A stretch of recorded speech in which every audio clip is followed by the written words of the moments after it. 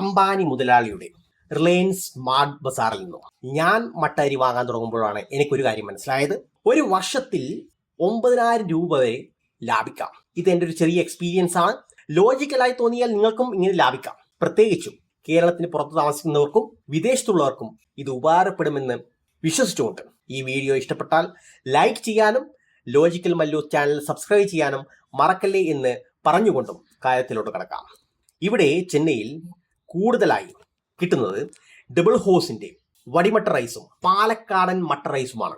കഴിഞ്ഞ കുറച്ച് വർഷങ്ങളായി ഡബിൾ ഹോസിന്റെ വടിമട്ട റൈസാണ് ഞാൻ വാങ്ങാറുള്ളത്. പക്ഷേ ഇപ്പോൾ ഒരു ചെറിയൊരു മാറ്റം ഞാൻ വരുത്തി. റിലയൻസ് സ്മാർട്ട് ബസാറിൽ റിലയൻസ് ഡയറക്റ്റ് സപ്ലൈ ചെയ്യുന്ന കേരള മട്ട റൈസാണ് ഞാൻ വാങ്ങുന്നത്. റിലയൻസ് സ്മാർട്ടിൽ വലിയ ഡ്രമ്മിലിട്ട് ലൂസായി അരി കിട്ടും. നമുക്ക് എത്ര ക്വാണ്ടിറ്റി വേണമെങ്കിലും എടുക്കാം, പക്ഷെ പാക്കിംഗ് നമ്മൾ തന്നെ ചെയ്യണം. ഡബിൾ ഹോസിന്റെ വടിമട്ട റൈസിന് 1 കിലോ 91 രൂപയാണ്.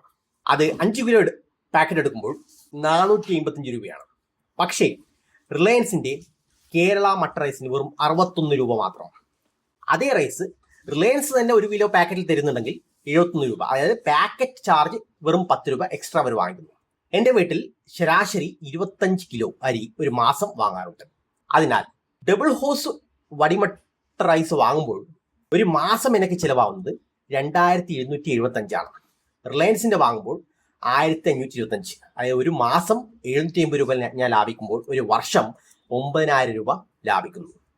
ഇങ്ങനെ ഒരു 12 കൊല്ലം ഇതേപോലെ ലാഭിക്കുന്നുണ്ടെങ്കിൽ 1 ലക്ഷത്തോളം എനിക്ക് ലാഭിക്കാം. 2 അരിയും ക്വാളിറ്റിയിൽ വളരെ നല്ലതാണ്. മിഡിൽ ക്ലാസ് ഫാമിലിക്ക് ഇങ്ങനെ സ്മാർട്ട് ഷോപ്പിംഗ് ചെയ്താൽ കുറേയൊക്കെ സേവ് ചെയ്യാം.